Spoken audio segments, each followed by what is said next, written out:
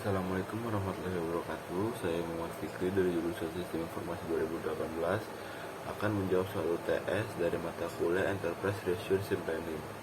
Yang pertama itu jelaskan manfaat dan kekurangan RRP. Manfaat dan kekurangan RRP itu mengurangi biaya operasional maupun manajemen. Yang kedua itu bisnis dan data bisa terintegrasi, meningkatkan kolaborasi.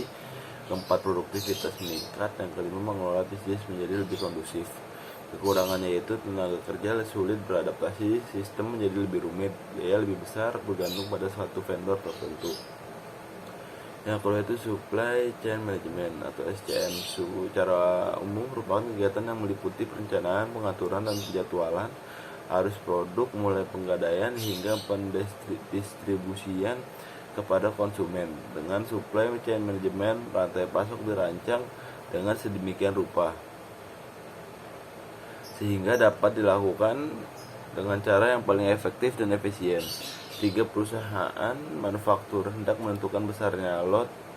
Berikut ini informasi yang didapat. 1. Cost per komponen atau harga per komponen sama dengan $10. Order atau setup cost per order atau SC atau biaya pemesanan $47. Carrying cost per week atau holding cost atau biaya simpan per minggu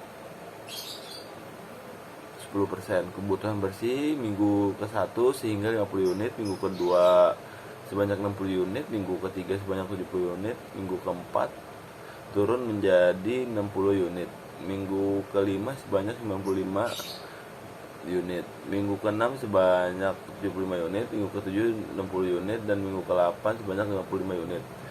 Tentukan metode short leasing bila alternatif teknik lot seizing yang akan digunakan adalah 1. Lot for lot, 2. Economy or quantity, 3. List total cost. Yang keempat itu adalah list unit cost. Pembahasan untuk menentukan metode short leasing mana sebaiknya digunakan, dilakukan analisis dampak biaya persediaan dari setiap alternatif teknik lot seizing. Berikutnya analisis setiap teknik lot seizing. Itu ada 1. Lot for lot.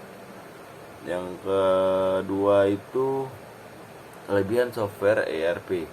1. Efisien dan produktivitas meningkat. Software ERP meningkatkan efisien dan produktivitas perusahaan, dan Anda dapat software ERP tidak hanya membantu Anda mengerjakan kegiatan operasional berulang, tetapi juga dapat mengerjakan secara otomatis sehingga Anda akan memiliki banyak waktu agar lebih fokus dalam mengerjakan hal yang lebih penting. Yang kedua itu membantu mengambil keputusan merupakan hal yang penting dalam menjalankan perusahaan, karena keputusan tersebut akan menentukan kemana arah perusahaan itu akan berjalan. Disinilah software ERP akan membantu pihak manajemen mengambil keputusan, karena software ini dapat menyediakan data keuangan maupun data penting lainnya secara lengkap, cepat, dan akurat. Yang ketiga itu biaya manajemen dan operasional akan berkurang. Manajemen perusahaan bisa membutuhkan banyak biaya karena jumlah staf yang diperlukan juga banyak, tetapi juga Anda bisa menggunakan software ERP. Anda bisa menghemat banyak biaya karena semua kegiatan tersebut dapat dikerjakan secara otomatis dengan cepat sehingga jumlah staf yang diperlukan juga akan berkurang. Jawaban nomor 4 itu kolaborasi meningkat. Keempat itu kolaborasi meningkat. Setiap perusahaan membutuhkan kolaborasi antara setiap departemen agar dapat mencapai tujuan perusahaan lebih cepat. Tetapi hal sulit Anda lakukan jika Anda melakukan secara manual, karena setiap departemen bisa mengganggu proyek departemen lain.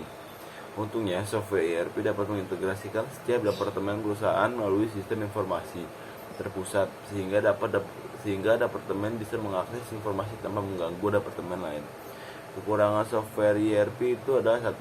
Biayanya besar. Yang kedua itu tenaga kerjanya sulit beradaptasi dengan keberadaan software ERP. Yang ketiga sistemnya itu rumit. Sekian berita yang bisa saya sampaikan. Kurang lebihnya mohon maaf. Wassalamualaikum warahmatullahi wabarakatuh.